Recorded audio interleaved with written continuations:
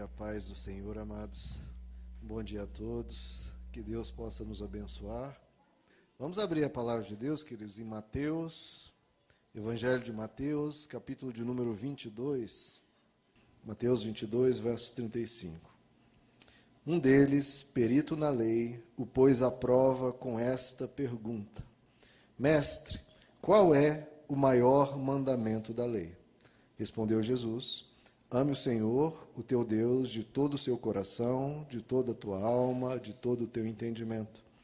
Este é o primeiro e maior mandamento. E o segundo é semelhante a ele: ame o teu próximo como a si mesmo. Desses dois mandamentos dependem toda a lei e os profetas. Amém, queridos? Vamos orar. Senhor Jesus, nos ensina, Senhor, aquilo que é o principal diante de Ti, aos Teus olhos. Que o Senhor esteja a falar nessa manhã em cada coração, produzindo a Tua boa obra, Senhor. Queremos ouvir o Senhor falar conosco e nos ensinar a viver. É o que te pedimos em nome de Jesus. Amém. Queridos, o que nós lemos aqui é fundamental. Fundamental por quê? Porque foi perguntado a Jesus, foi questionado a Jesus o que era o fundamental, o que era o prioritário, o que era o mais importante aos olhos de Deus. Então, se você quer, de coração, sinceramente, saber o que para Deus é prioritário, o que para Deus é o mais importante, você não precisa ter dúvida alguma, você não precisa elocubrar, não precisa cogitar ou tentar descobrir. Não. Isso foi perguntado a ele e ele respondeu de forma clara e objetiva. Foi perguntado para ele: Mestre, o que é o mais importante? Quais são as coisas principais aos olhos de Deus? O que Deus mais importa em ver crescendo em mim e em você? O que Deus quer realmente que esteja acontecendo nas nossas vidas? Isso ele respondeu de forma clara. Isso é importante sabermos, queridos, porque isso surge na nossa mente das mais diversas formas. Por exemplo, de vez em quando eu vejo posts, a pessoa dizendo, um post que às vezes circula no WhatsApp. O que é principal na vida espiritual de uma pessoa? É a oração e a leitura da palavra. É o principal? Não. O próprio Jesus diz o que é o principal. Oração e leitura da palavra são de uma importância imensa, inquestionável. Mas não é o principal. O principal, Jesus disse o que é. Não é a minha opinião, opinião de alguma corrente teológica. Jesus disse. Então, a oração e a leitura da palavra, elas são o quê? São fins? Não, são meios. São instrumentos para você crescer espiritualmente. E crescer em quê? Jesus diz que é o que ele mais quer. Às vezes as pessoas se perguntam: qual o plano de Deus para a minha vida? Essa pergunta pode tomar várias formas, né? Qual a vontade de Deus para a minha vida? Qual o sonho de Deus para a minha vida? Qual o projeto de Deus para a minha vida? Bom, antes de responder essa pergunta, vamos voltar lá atrás. Deus nos fez a sua imagem e semelhança, correto?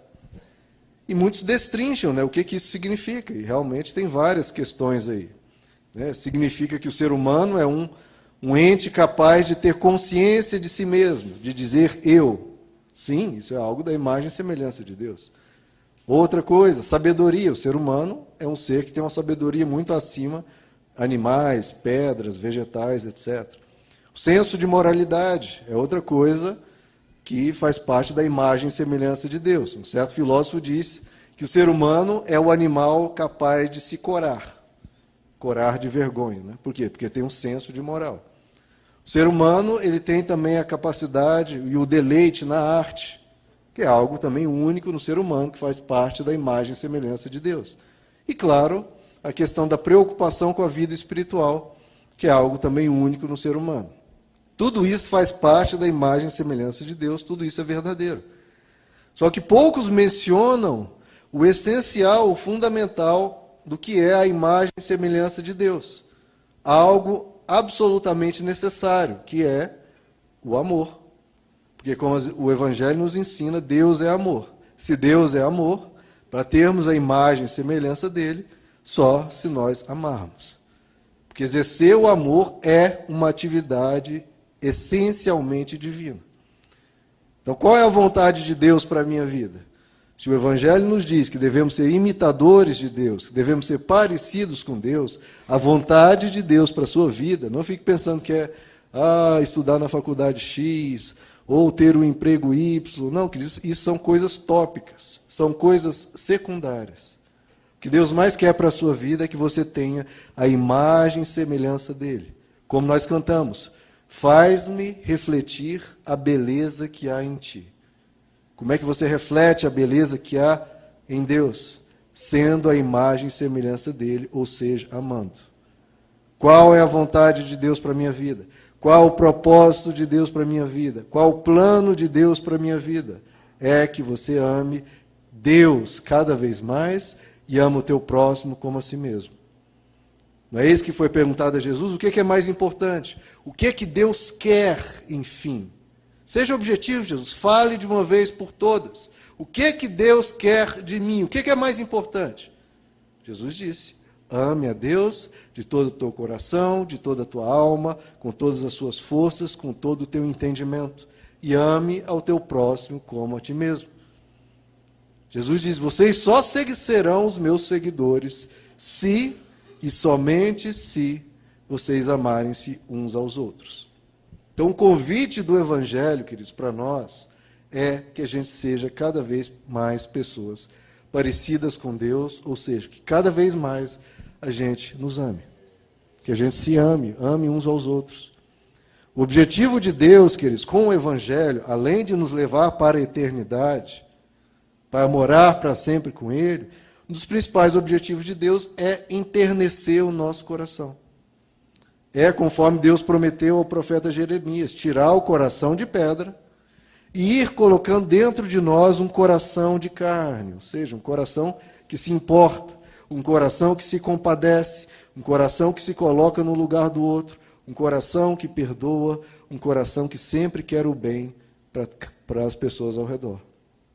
Ele quer amolecer-nos para as preocupações, para as necessidades, para as dores do outro. É o que o apóstolo Paulo diz em 1 Tessalonicenses capítulo 3, que o Senhor, olha a oração de Paulo, que o Senhor faça crescer e transbordar o amor que vocês têm uns pelos outros. Essa é a oração que o pastor Paulo fazia para as igrejas, que o Senhor faça crescer e transbordar o amor que vocês têm uns para os outros.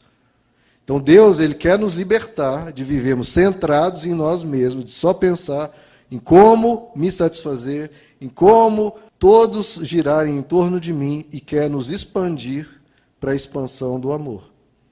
E o que o Evangelho nos diz é que não há maior plenitude, não há maior riqueza e não há maior espiritualidade, não há, queridos, do que a pessoa crescer em amor. Não há maior espiritualidade nem riqueza do que essa.